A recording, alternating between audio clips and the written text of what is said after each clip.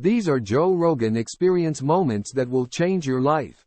If you enjoy, please be sure to like and subscribe with notifications on. I think we did introduce it. It's Mike Tyson, ladies and gentlemen. Mike Tyson. I'm hanging out with these guys because I'm a Green Beret and I got hurt, and you saw the show last night. So I'm speaking at the shows because Sturgill on his own. Well, let me back up. I got blown up in March, and I was in the hospital. Previous year, I'd got come off of a deployment, had 11 months before the second one, was a bit down in the dumps, got divorced, had a dude die on the first trip, so it was kind of it was real rough to deal with, and then was listening to these dudes quite a bit, and then led into the next deployment. I was there a month, boom, almost died pretty hard. Teammates saved me, and we had blood on the ground, I got blood on target, and then they made a hellacious movement to get me to the medevac. Long story short, I'm eating dinner in the hospital, one of the first meals, jamming out to these dudes, and I was like, Mom, I want to meet Sturgill Simpson. And then she tried to get a hold of him. SOCOM eventually did, and he came, hung out for 2 hours. I made my friend now, General Baudet, wait 15 minutes so that we could finish talking about what we were talking about, which when you're an enlisted dude, you don't make generals wait. But I was on a lot of ketamine, so it was sweet.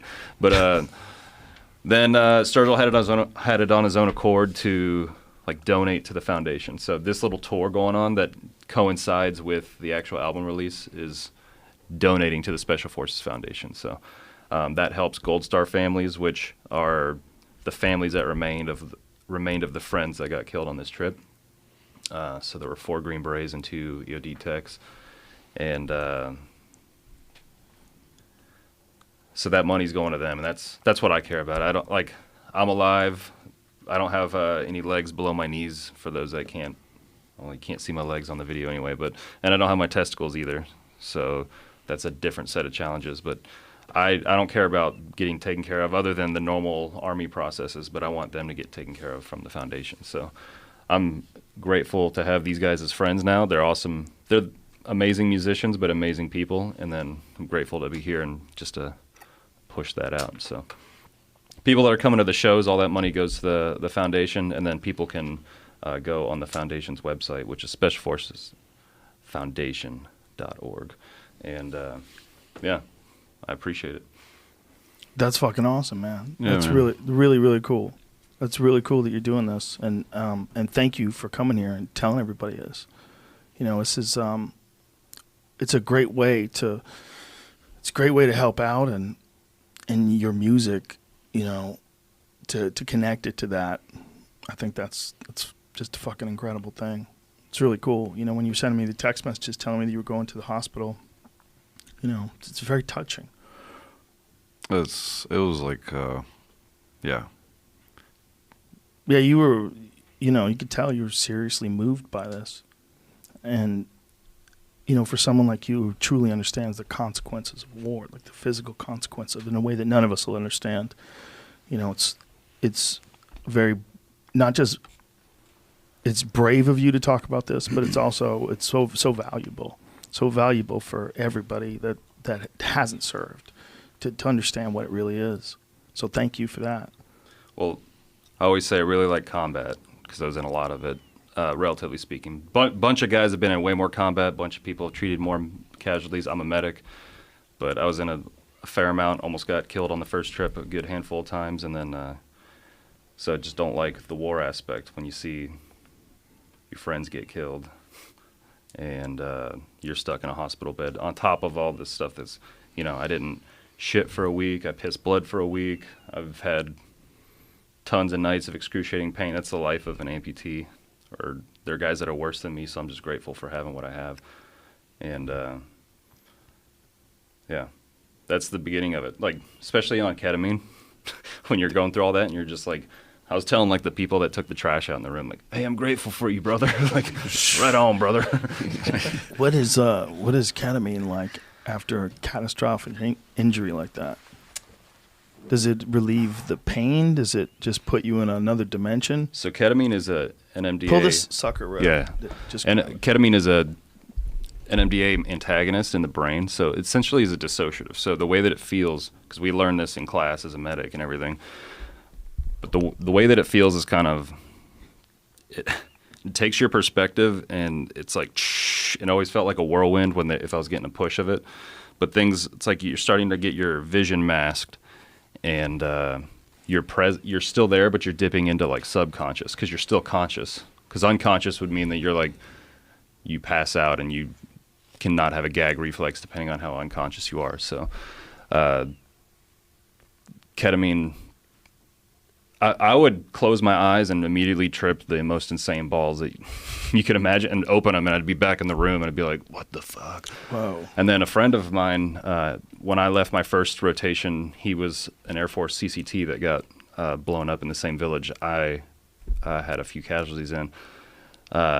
He stepped on ID. He's an above the knee, some missing fingers. But when he was on ketamine, when he was awake and looking around, he'd see the walls on fire.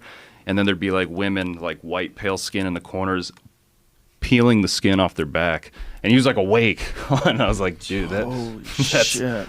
Like whatever. I don't know. It must be like someone's psychology when they go in, like set and setting type thing.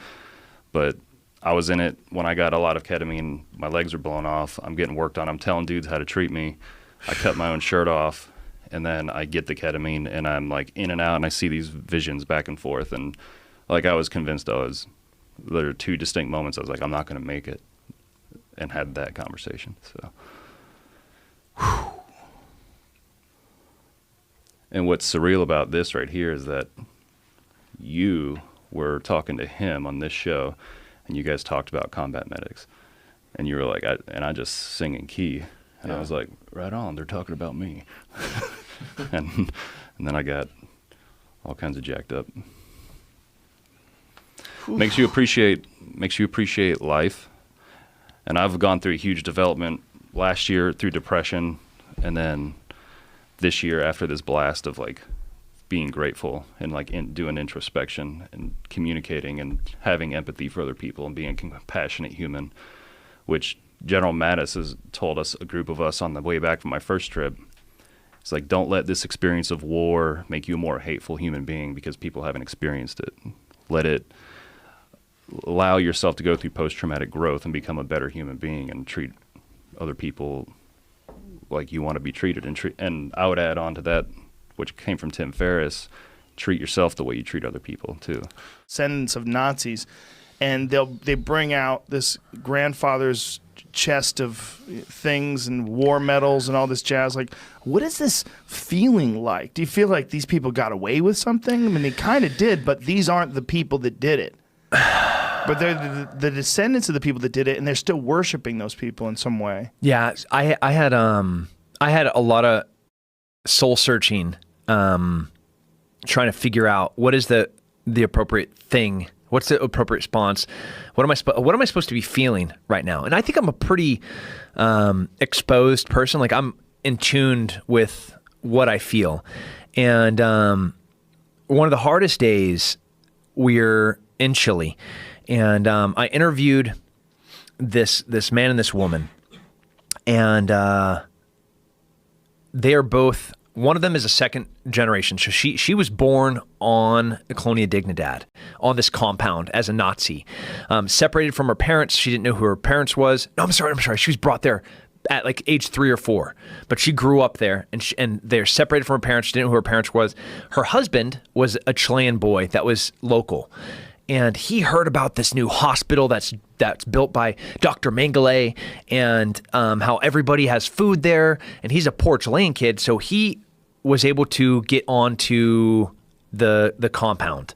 Well, the locals and the Germans aren't supposed to be together, so he was kind of kept separated. Well, because he was local, they started testing him, and it got really violent and disgusting. By the time he is a teenager, he's being thrown out of windows, having his bones broken, being nursed back to health, being set on fire, being nursed back to health for like 10, 15 years. He finally talks what will be his future wife into escaping with him. And they sneak out in a cheese truck because one of his friends when he was a Chilean kid, grew up to be a police officer in a nearby, and he was able to get a letter out to them, be like, please come help us. And they came in to do a health inspection, and they hopped inside of this cheese truck, and they got away. So I'm talking to this guy, and he's telling me about the things that happened to him. And I'm not going to get into it. I mean, but they were the most horrible things that could happen to a little boy that you could imagine. You know, beyond rape, beyond being burnt alive, beyond being broken. I mean, for years and years and years.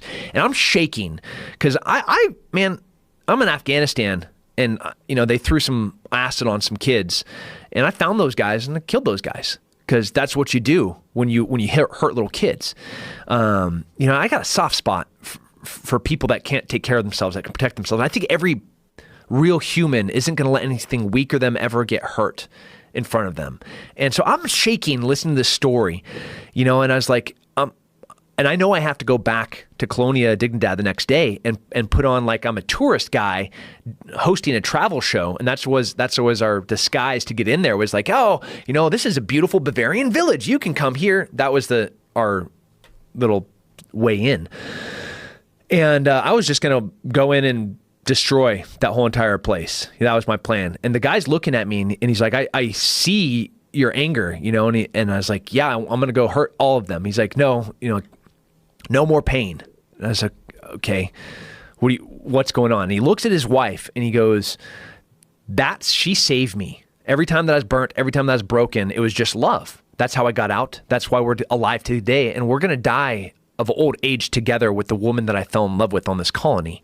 The only thing that matters is love. And I was like, God damn, I like you, but I still want to go hurt all of those people. You know, so it's like. So these people that were doing this to him, what was their objective? They wanted to understand, I mean, so the same test that Joseph Mengele was doing in Germany in 1943, he's now doing in Chile in 1953. He just has a different population to test. They're not Jews. Christ. They're Chilean boys. And they're strong. And they're wiry. And they need less food. They're not like I'm using quotation marks, the cockroach Jews that you just couldn't kill. You know, these were young, strong Browns.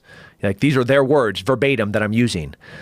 You know, and it's like, yeah, I want to tear your guys' faces out and, you know, stick soldering irons in your ear because you guys are so evil. But then I'm the same as them. So I was just real torn. I didn't know what to do. I just wanted to kill them all. Well, it's the worst aspects of human beings is this desire to hurt people that are weaker than you and torture them, and this just coming into contact with that, and then some guy who has this most beautiful response to it. Yeah, you know, love saved me. I just want to die. Oh fuck! You're a better human than I. So I never knew how to respond to these things. I wanted to, every time I'd see a new SS medal, or I'd see, you know, like the cross that they won for valor, like crazy, the equivalent of Medal of Honors these guys have in their parlors. I'm like, these were Nazis. You realize your grandpa is yes. Total pride swelling in their chest. You know, I was like, I want to crack you in the face, dude. So when I was a kid, my dad was an architect, and so I worked on a lot of construction sites, and I met a lot of junkies. A lot of people on construction sites are either alcoholics or drug addicts. And there was this one guy that I really liked. He's a funny guy, man. Really funny guy, and he's in a band. His name is Robbie. Funny fucking dude. Loved hanging around with him. But just couldn't stay off the coke. Wow. Couldn't stay off the coke. And you could totally tell. He'd be honest about it too. Say how he went off the rails, and we would be working together. He was a carpenter, and I was, you know, like a laborer. So I was like an apprentice. And so he'd be, you know, talking to me while he's explaining to me how to do things and stuff like that. And he's like, yeah, you know, I'm just fucking tired of this. I'm getting my shit together. The band's getting back together again. We're writing songs and this and that. And then he'd come in Monday looking like shit. Just looking like shit. Real grumpy. Didn't want to talk. Had a headache. Yeah. And, you know, and he'd admit it, you know, went off the rails. Right. The saddest thing is that when you first start doing drugs, and I don't know about you, but I had a phenomenal time doing cocaine. You know, mushrooms and all the stuff I did as a teenager was like, I never got hooked on it. And if you do it, you know, maybe I did coke 50 times without ever getting hooked. It's a blast. That's the best kept secret. But then once you get hooked, you're not even having fun anymore. You're just maintaining. You're just feeding it so you don't crash. You know, with heroin, you're just trying to avoid withdrawals. You're not even feeling that great anymore. I think with Robbie too, part of the problem was he was very disappointed in himself. Yeah. You know, it was booze too. He would just go off the rails and try to keep it together. You know, it's like there's a lot of people out there that they have a dream, and then the pressure of trying to reach that dream, like his dream is to be in a successful band, right? And the pressure of trying to reach that dream and see it to fruition, it just seems unreachable. Yeah. It seems too far off. And here you are, you're in your 30s, and you're working a construction job, and you know, you fucking work all day in Boston in the winter. You're tired as shit when you get home. You don't want to go to band practice. Yeah. You get home at 6:30, you have dinner, and now it's 7:30. You got to get up. Right. You got to get up in a few hours. Right. Like, what are you doing? When are you going to bed? You know, you got to get up at 6. Like, Then you go to fuck. band practice and the drummer doesn't show up, so Right. you can't practice. Or He's 45 minutes late, his car breaks down, and you're fucking pissed, and your girlfriend's screaming at you. yeah. Yeah, oh, yeah. Then try to have a relationship on top of that. Tell Yeah. that girl you can't go out on Saturday night ever because you're doing gigs. And then the gigs suck, and you're not making any money, and they're like, you should get a job. The gigs suck. You should get a job. Yeah. Fuck. And then you're in a band, so girls are throwing themselves at you. Have an affair. She's got some coke. Now it's good. Now the story turned around. I turned it around. Now it's exciting again. Born to be wild. Dum, dum, dum. Sometimes when I work at casino, there'll always be that band in the lounge just playing like Born to Be Wild and Yeah. all those songs. And like, you'll see people that are like 57 dancing, and you see them and they're dancing, and it's like they're just reliving the only joy they had in their life, which was like when they were young, dancing to rock. And this band is fucking, they're gods to them. Yeah, the time when you're young, when you're having fun, is so fleeting. Yeah. Then all of a sudden responsibilities stack up. And all of a sudden, you know, you have to pay bills. You have obligations. You have so much that you have to think about. Yeah. For so many people, there's this period of their life where they look back to whimsically. Like, that was the time when I was free. Yeah. I was young and my dick got hard all the time. I could go 2 or 3 times. 3 times in a night. You're like, Shit. wild, man. I can't believe it. And you think anything is possible. I Yeah. mean, that's really... Anything can happen. That's the loss of innocence, is when you realize at a certain point that you do have to pick a path and stay on it. Oh, yeah. You better. Because you got to pay the bills with it. And, you know, and then what's so sad is you see people that work so fucking hard for not a lot of money. And, you know, bills just add up. And then they save just enough when they get their vacation twice a year. They'll go to like a cruise and they'll just drink nonstop for a week. And at the Yeah. end of it, they're just hungover. They blew the excess money they had. And that was it? That's what you worked all year for? I had a friend of mine who worked in a restaurant, and one of the guys who worked with saved up his money for 8 years. Went to Vegas and blew it in one day. God. It was the most heartbreaking story. This poor guy, I think he was a dishwasher, and he worked there for 8 years. Yeah. Like, set aside 50 here, 25 there. Set aside for 8 fucking years. Yeah. And I think it was some good amount of money, like $30,000. Shit. Went there with a plan. This is it, baby. I'm good at blackjack, or whatever the fuck he played. He read a book. A lot of guys read books. Oh, in the movie Monsters, Inc.? Oh, my gosh. You didn't think I was going there, did you? No. Those doors were 4-dimensional portals to another... That's possible? Well, if you had 4 dimensions, that's what it would look like. Do you remember the movie? Yes. They take the doors home. Yes. They open the door, and they're in the closet of the kid that they're going to terrorize. Yes. That's a wormhole. That is what access to the 4th dimension looks like. Do you think scientifically that's possible one day? I hope so. I hope so. Really? Because here's the example. We've got a nice broad desk we here at this interview, right? So desk is 2 dimensions. It's got length and width. And I can start putting papers on this desk, and I can lay them out mosaic style. And then all of a sudden I have no more room to put a sheet of paper. If I'm an ant living in this surface of the desk, I say, no more room. But wait a minute, we are three-dimensional people. And I can put an organizer and stack things vertically. So I can take a sheet of paper, and now I can put it higher up than the surface of the desk. The ant will say, where did it go? Oh my gosh, it disappeared in some portal. Where? No, what is that? It went into the third dimension. And the ant bound to, ant obviously is a three-dimensional thing. Right. Imagine it only lives in 2 dimensions. You would have made that paper disappear into a third dimension, and it will have no clue where it went because you had a portal. You had access to that extra dimension. So look at how much you can store on a desk when you have access to a third dimension above it.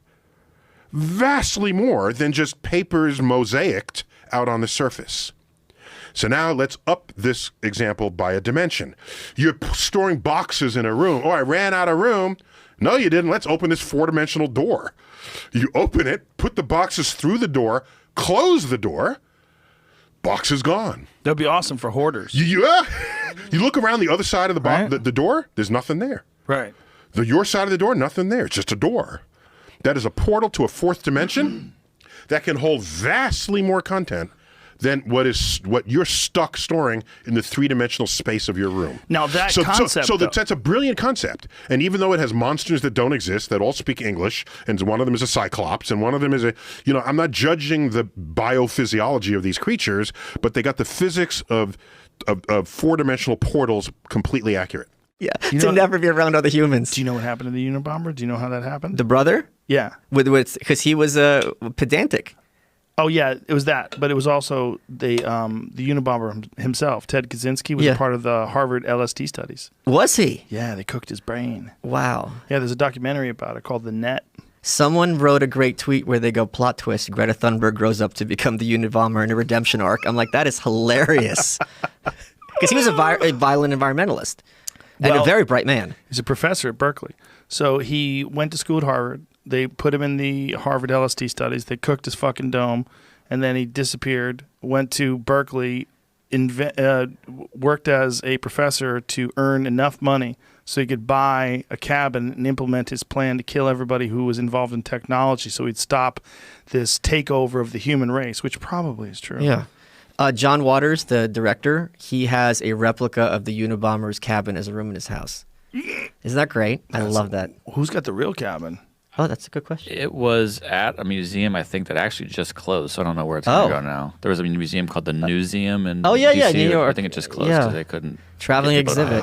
Wait, they took the whole cabin and reconstructed it? I believe I've seen pictures of it, yeah. Oh. We need to find it. Wow, that's really cool. We need to find it. I love stuff like that. I do too. I did an article years ago about all these relics. Like, where's Monica Lewinsky's dress? And like she's got it hidden somewhere. Do you think she does? Yeah, the article, people did research. She still has it somewhere. Oh my God, what a nightmare for poor Bill. You get your dick sucked in 94, and this lady's still carrying that jizz-stained dress. Like, Jesus Christ, lady, let it go. He's probably going, well, she's probably thrown it away by now. No, Bill, never. Listen, oh wow. Wow. So I thought that was a replica. I mean, it says it was it, and it closed Holy crap. last week. Yeah. So I don't know where it's at at the moment. That is amazing. They closed last week? Storage, I missed it by a week? Yeah.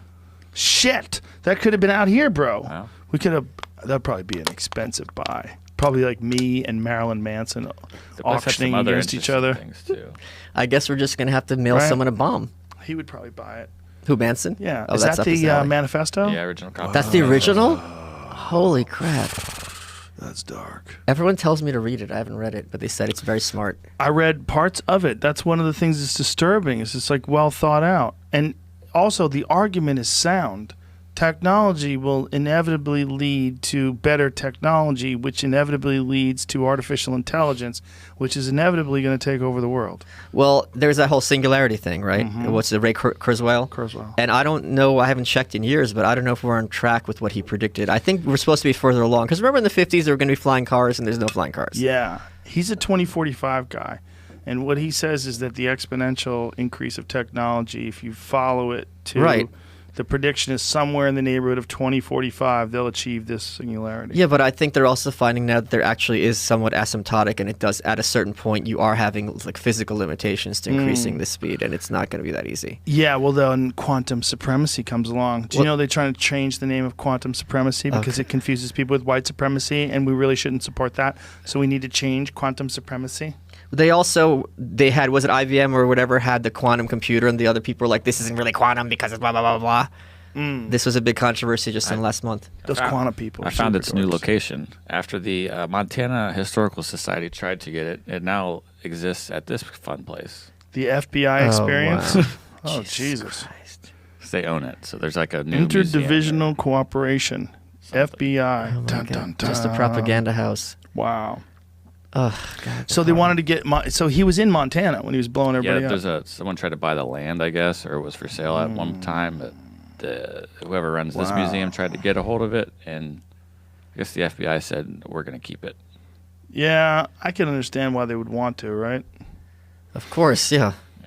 It's probably very valuable. People probably will go to the FBI museum specifically just to see that cabin. No one wants to go to the FBI museum otherwise. Would you go to the FBI museum? No. His brother suspect that he was doing it all you know along why? Before the manifesto, or did he read the manifesto and then? Well, because the Unabomber as a kid was always annoyed by people saying you could have your cake and eat it too. Because he's like, no, it's you can eat your cake and have it too. And the Unabomber used that phrase, air quotes, correctly, and the guy's like, that's my brother. And that's how they figured it out, because he was being a pedantic dick. Yeah. So everyone who's correcting people on spelling on Twitter, shut up and relax. Oh, that's crazy. I thought he just recognized the style of writing. No, I mean, double check me, but I'm 90% sure this is correct. You're saying that now. Eat your cake and have it too. It's actually ringing a bell. Yeah. God damn. It is. But imagine like that if he was a normal guy and they just filled him up with acid and it made him say, oh my God, the technology's going to take over. And he's just started, his calling in life is to kill the people that are advancing technology with bombs. When you're that smart, you're already kind of tripping, because regular people don't seem like the same thing as you do. Right. And maybe a little schizophrenic, and then they fill him up with a fucking half a gallon of acid. Like, how much did they give him, do you know? Who knows? They were experimenting with people. I'm sure it's not going to be small doses. Do you know what Operation Midnight Climax is? No. It's one of my favorite fucked up CIA experiments they ever did. They went to brothels, and they set up a brothel with all these prostitutes and these johns, and they dosed all the guys and used hidden cameras. And do you know what else? So, because the guys couldn't talk about it. Because, like, what happened to you, Harry? Somebody gave me a Mickey. He slipped me a Mickey, and I had a bad time. Where'd this happen, Harry? Oh, I don't know. I guess I was at the diner or something. You can't say, I went to the whorehouse trying to get my dick sucked, and they gave me acid, these assholes. You can't say that. And we've been trained since kindergarten that if someone says the CIA has experimented on regular people, they will tell you, and admitted it, they will tell you with a straight face that that's a conspiracy theory. Yeah. They will just use that word and stop thinking. Yeah. And we've been trained for decades. And it's like, wait a minute. We've been hearing 3 years that there was a conspiracy between Trump and the Putin administration. That's a conspiracy, whether it's true or not. Epstein was a conspiracy. He was conspiring with a lot of people. Yeah. Weinstein, Bill Cosby. These are all conspiracies that are widely known. But as soon as you hear that term, like racist, conversation's over. I don't need to hear anything else. It's amazing. Oh, you believe in conspiracy theories? Yeah. Oh, yeah. What, 9/11 didn't happen? Come on. There's a supermassive black hole at the center of every galaxy. Yeah. But there's also other black holes that aren't necessarily in the center of galaxies. Yeah, so these little ones were little, they're a few times the mass of the sun, and they're from collapsed stars. So they are stars at the end of their life, very bigger than the sun, more massive than the sun, but they run out of their fuel and they start to collapse because gravity squashes them. And if they're sufficiently massive, then there's nothing that can stop the collapse. And so they collapse, as far as we know, to a point, right? Essentially an infinitely dense point. We don't really know what happens we don't know what happens right in the middle. But they collapse to such an extent that there's a region around it from which light can't escape. And so nothing can escape. And that's a black hole. And what happens to them? Do they travel? Are they moving through space? Yeah, they're still stars, right? You know, so they're still there. They're surrounded this region where if you fall in, it's called the event horizon, and if you go across that horizon, then you are going to the center. There's one way of thinking about it, which is quite cool, which is that the time and space sort of flip is one way to think about it. So in the same way that we are going into the future now, so we're going to tomorrow. There's nothing we can do about it. We are going to tomorrow. In the same way, if you fall in across the event horizon of a black hole, you are going to the middle, the singularity it's called. So that's your future. Every line of your future points to the center of the black hole. So it's kind of the ultimate of no escape, the ultimate prison. You're going to get squashed to an infinitely dense point. Not every star becomes a black hole at the end of its life? No, because if something like the sun... we have a small star. It's quite small, yeah. And when it collapses, there's a sort of a pressure, a force, if you like, which is caused by the fact that electrons don't like to be very close to each other. So it's called the Pauli exclusion principle. But essentially what happens is that, so as they get squashed closer and closer together, they move faster and faster to sort of get out of each other's way, if you like. And that makes a force which holds them up. And so that creates what's called a white dwarf star.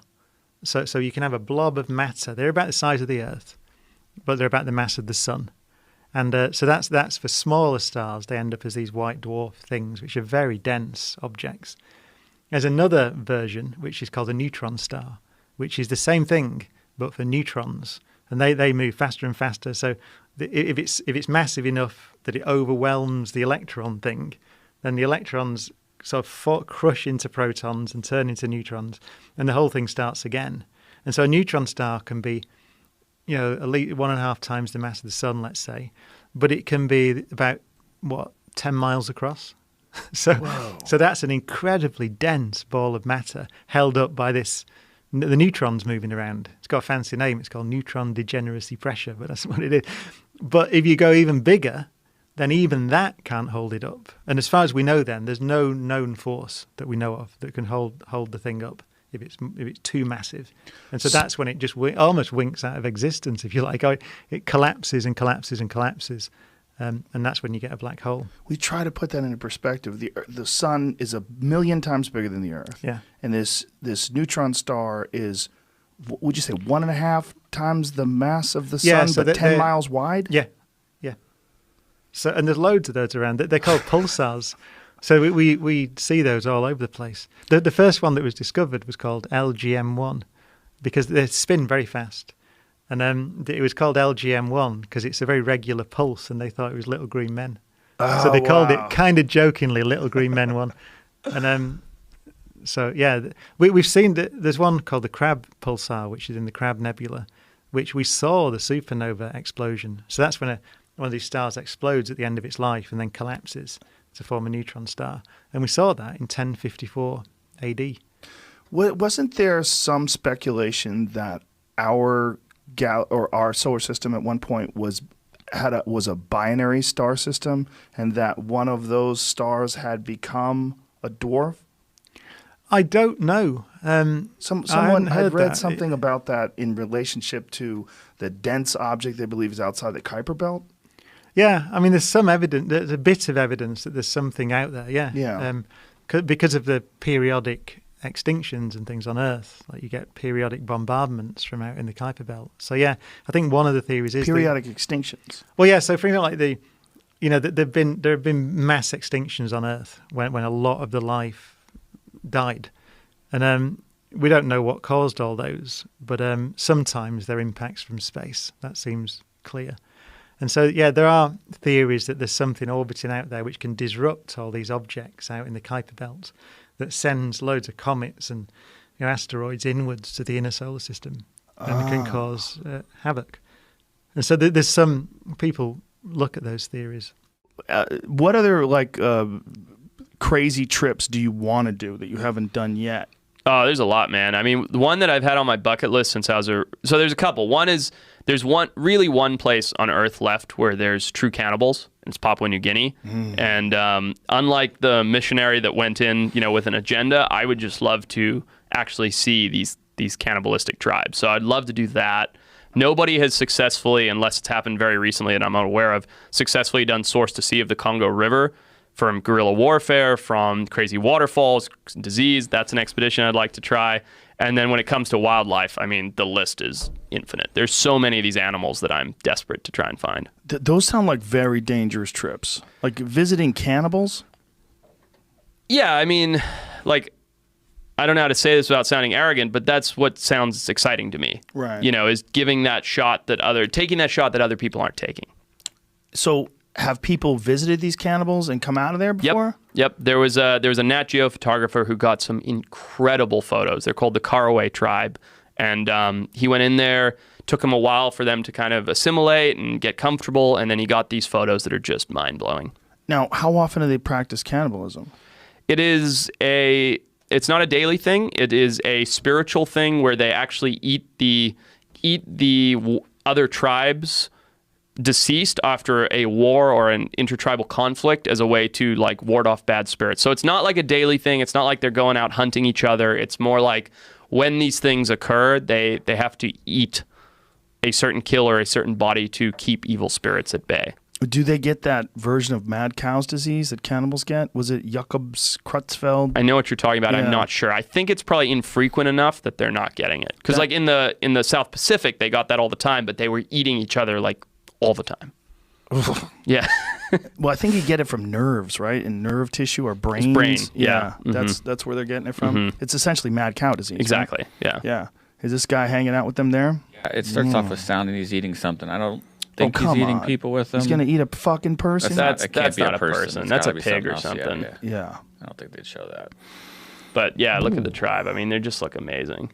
Yeah, but it is just so incredible that there's still people that live the way they lived many, many, many thousands of years ago, and they essentially just get their resources from the land, from the area they live, and they're just rocking it old school. And then for me, the cultural significance is huge, but what's the biological area like? You're right. Nobody's going in there. How much biological study's been done? The answer is none. And these people have large look at that lady. Oh my God. Isn't she amazing? Wow. Yeah. Have you read Sapiens? Sapiens? No, I'm not sure. Evolutionary book about human history. Noah Yuval Harari. I think that's the name of his. He's amazing. Writing it down. Yeah, it's a great book. But one of the things that they talk about in the book was these nomadic tribes that would. Yeah, that's it. Yuval Noah Harari. I fucked up his name. They would talk about these nomadic tribes that would kill the old ladies, kill the people that were burdens, and just shows and eat them. No, just kill them. Just talking about when people became a problem. Right. They would just kill them, and this was normal. But they got along together great. Everybody was laughing and smiling. Everybody's really friendly. But as soon as someone seemed to be a problem, they'd fucking club them from behind and. It's this is going to sound just awful, but doesn't that make sense? It kind of does. It sucks, but it kind of does. Right? Yeah. You're a burden on the community or on the society. There's no fucking old folks home out there. Yeah. It's crazy. To us in our culture, that's absurd. But as a culture removed from the rest of the world, makes sense. You're a burden. You've had a good life. It's time to move on. And they're nomadic. That's the other thing. It's they have to keep moving. So if someone stops and there's one guy, he was sick, and so they left him on a tree, and he became covered with buzzard shit because the vultures would just sit over him and wait for him to die. But he eventually recovered. Oh my and God. he caught up with the rest of the tribe, and for the rest of they called him something like buzzard shit or something like that. That was their nickname for him.